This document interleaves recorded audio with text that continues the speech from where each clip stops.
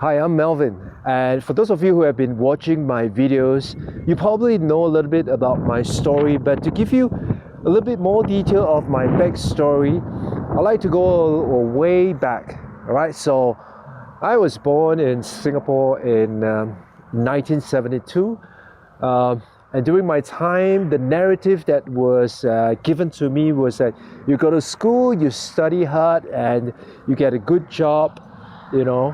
And once you get a good job, you kind of climb up the corporate ladder, and then you start a family, and that's it. You kind of made for life. Well, as it turns out, things didn't work out that way. So what happened was I went to university, and because I didn't graduate with a second-class upper honors, so I decided to continue my studies with the help of a scholarship to pursue my master's degree. And my master's thesis was focused on productivity in the Singapore economy. And that kind of landed me a job in the Singapore Productivity and Standards Board. There is a government statutory board, so basically I was a government official for slightly more than a year. I joined them in 1999, but I left in 2000. Now in 2000, I was lured into the .com world. So I was given what they call stock options as well as sweat equity. And so with that, I kind of put in more than 10, sometimes 12, even 14 hours work day, at least 6 days a week, yeah. And then in 2001, 9/11 happened, and when that happens, the money stops. And when the money stops coming in, at a point in time, if you're .com, you don't really have to be, profitable. You just have to have a business idea, and people is going to give you money. But when the planes crash into the Twin Towers, what happened was that the money stops. And when the money stops, 10% of zero or 20% of zero, it's zero. So basically, I was left with nothing, and that's where I had to make a choice to whether to continue to work for someone else or to start my own business. And that's why I've always called myself a circumstantial entrepreneur. So what happened was that at that point in time when I was working with the startup, and also I was in the government job, I have some contacts in the small and medium-sized enterprises. And so with the small and medium-sized enterprises, I basically call them up one by one and say, hey, do you remember me? I could do something for you. Like for example, I can help you get access to government grants, which I can't do when I was a government official, but now, as an independent agent, I will be able to help you do that. And so that's what I did. I called them up, and several of them said yes, and with sufficient, customers willing to sign a contract with me, that's how I started my own consulting firm. But what would happen in the next few years would dramatically change my point of view, because after a while the money was good, but it wasn't satisfying. And then a friend came along and asked me, how about working with schools in Singapore? And at the point in time, my first reaction was, no, I'm not going to work with schools because A, they can't pay, and B, they are bad pay masters. And so that was it. But my friend managed to kind of convince me, and I said, all right, we'll do it for a year, and then we'll see what happens.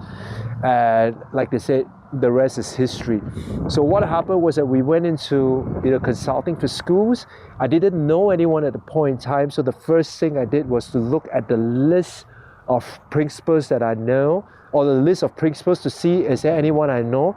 And lo and behold, one of them was my Chinese teacher back in junior college. So what I did was I gave him a call, and I told him I was a student, and he agreed to see me. And the next thing I know, I began working for him on a pro bono basis, because he was basically saying that, well, I needed a track record, and he wanted the work to be done, so it was a good deal.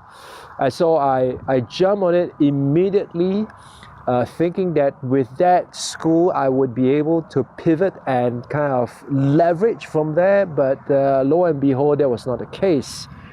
And so the funny thing was that after that we managed to get another 3 more schools that were paying us, but that was not enough at the end of the first year to kind of sustain, not just our lifestyle, but to sustain ourselves.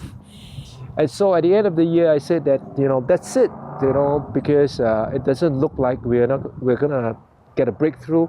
We're just gonna continue with these projects, and we're gonna complete them like we said we will, and then we're gonna move on to something else. And then something happened. My friend my partner and my friend at a point in time kind of convinced me that this is the path that we should pursue. And I was intrigued by the school system in Singapore. As you probably know, when we talk about school systems in Singapore, many people know that to be of a certain standard. Yeah, and so I was intrigued by it, and I was determined, and I guess I was faced with the challenge of how to break into the school market, where there are, existing players with track record. So one of the main things that I learned was that, without track record, people won't hire you. And if people won't hire you, you will get no track record. And so what happened was that even though we had 4 schools, we had to wait for at least another year before we can have some form of a track record, because you need to put the processes in place, and that needs at least a year before you can send the schools up for validation. Right, so at the end of the implementation, we would sign them up for a validation by an independent third party, and then they will be awarded what they call the People Developer Standard. But that wasn't going to happen in that year itself. So we had to wait for a year, and during that year itself, we were trying so hard to get people to sign up with us, and it was not successful. And then we tried many things, and one of the things that we did was that I decided that I wanted to, give, since we were not getting any clients, so I decided that I wanted to provide service to them to demonstrate my competency, my ability, at the same time for them to know about us. And so what we did was we came up with a plan, and the plan was to kind of offer an audit of the school's systems and processes, and that would entail looking through their documents, as well as speaking to a selected group of staff, and once we've done that, we will then give them a report, and the report will be a detailed report whereby they will look at it and we'll tell them what's wrong with their systems and how can they fix it. And then we would then tell them that, look, at the end of the day, there is no pressure, there is no pitch for you to sign us up, okay? And, if you say that that's all you need, we're more than glad to kind of leave you with that report and leave you with a plan of how to kind of address that. So with that strategy, we managed to sign up 19 schools within 6 months, and except one, save for one school, all 18 schools signed on with us on the project. Now, that was a key learning for me, because at the end of the day, I think it demonstrates 3 things. One is that people need to be aware of you, yeah, and people need to be attracted to what you're doing and what you're saying. And thirdly, you must be able to demonstrate your authority. And so what we did was that, by calling them up and telling them that, hey, we can do this audit for you, we are demonstrating to them, we are kind of putting ourselves in front of them, so now they are aware of us. And then through the process of working with them, they become attracted to us because of our work ethics, because of the way that we do things, you know, they become attracted to us. And of course, at the end of the day, when we were able to deliver that final piece of work for them, you know, that kind of demonstrated the authority.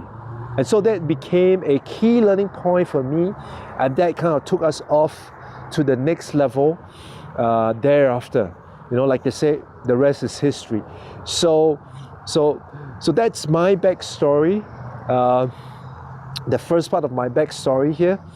And I'll check back with you, I will come back with you to the next video on the second part of my backstory. Keep watching.